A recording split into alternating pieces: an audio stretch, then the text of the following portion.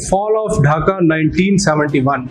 शेख मुजीबुर रहमान बंगालीज के supreme leader के तौर पे सामने आए और जनरल याहिया और भुट्टो को शिकस्त दी। बंगालीज शुरू से ही फाइटर हैं और उस टाइम के अपने सुप्रीम लीडर शेख मुजीबुर रहमान के साथ मिलकर अपना मुल्क बनाया। आज उसी की बेटी शेख हसीना वाजिद की गवर्नमेंट का तख्ता पलट दिया गया, वो भी किसने? अवाम ने। मैं आज आपको बताता हूँ कि बेसिकली ये प्रोटेस्ट था किस लिए। ये प्रोटेस्ट था रिजर्वेशन के खिलाफ, जो कोटा सिस्टम गवर्नमेंट ने बनाया हुआ था। वो कोटा सिस्टम जिसमें 56% नौकरियां पहले से ही रिजर्व थी, मतलब 30% फ्रीडम फाइटर के लिए, 10% लेडीज़ के लिए, 5% माइनॉरिटीज़ के लिए, 10% उन डिस्ट्रिक्ट के लिए जो बहुत बैकवर्ड हैं, और 1% जो है जो डिसेबल लोग होते हैं उनके लिए। तो स्टूडेंट्स का ये मानना था कि एक जो मेजर परसेंटेज है 56%, वो तो ऑलरेडी मुख्तस की हुई है, हमारे पास पीछे बची 44%। तो उसमें स्टूडेंट्स को नौकरियां नहीं मिल रही थी। डिग्री होल्डर्स जो हैं उधर बहुत ज़्यादा परेशान थे, उनको उधर नौकरियां मिल नहीं रही थी। ये प्रोटेस्ट स्टार्ट होता है ढाका यूनिवर्सिटी के बाहर, जिधर एक बड़ी तादाद में स्टूडेंट प्रोटेस्ट करते हैं और नारेबाजी करते हैं हसीना शेख के खिलाफ। और सबसे ऊंचे नारे में ये नारा था कि हसीना शेख डिक्टेटर। तो हसीना शेख का बनता ये था कि वो स्टूडेंट के साथ बैठ के मुज़ाकरात करती या एक कमेटी तश्कील देती कि स्टूडेंट्स के साथ कोई मुज़ाकरात आगे बढ़ते, लेकिन उन्होंने इससे बिल्कुल अपोजिट किया। उन्होंने 7000 मिलिट्री जवान्स और पुलिस को ये ऑर्डर दिया कि किसी तरीके से ये प्रोटेस्ट रोका जाए।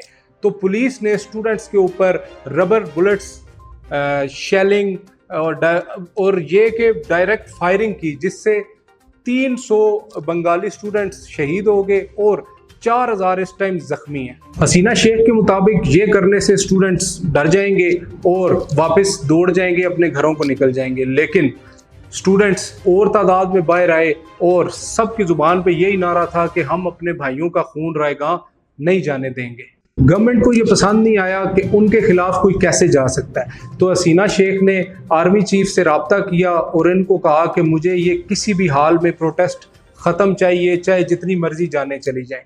लेकिन आर्मी चीफ ने ये करने से मना किया, बल्कि उनको 45 मिनट का अल्टीमेटम दे दिया कि आप मुस्ताफ़ी हो जाएं, इसी में बेहतरी है।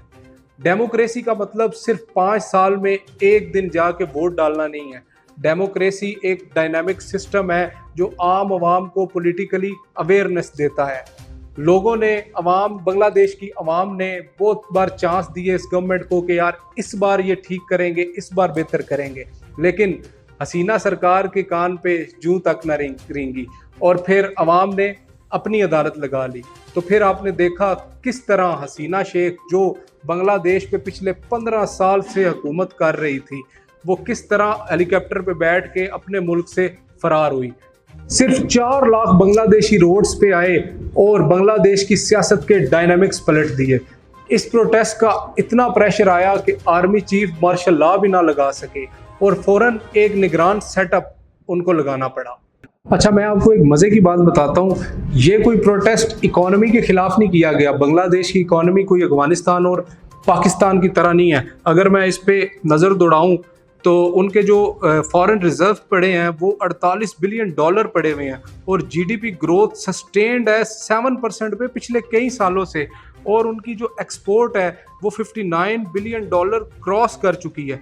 और ये सब भी हसीना वाजिद के ज़माने में हुआ, ये सब उन्होंने किया। लेकिन अवाम ने सिविल लाइबिलिटीज़ और ह्यूमन राइट्स को तरजीह देते हुए ये प्रोटेस्ट अपना किया है। अगर इसी तरह आप पाकिस्तान की तरफ देखें तो वो पार्टी आज ऐवान में बैठी भी है जो कोई खासी सीटें भी नहीं जीती, जिसकी वजह से हमारी इकॉनमी का बेड़ा गर्क हो चुका है और इस गवर्नमेंट ने ह्यूमन राइट्स की तो धज्जियाँ उड़ा के रख दी हैं।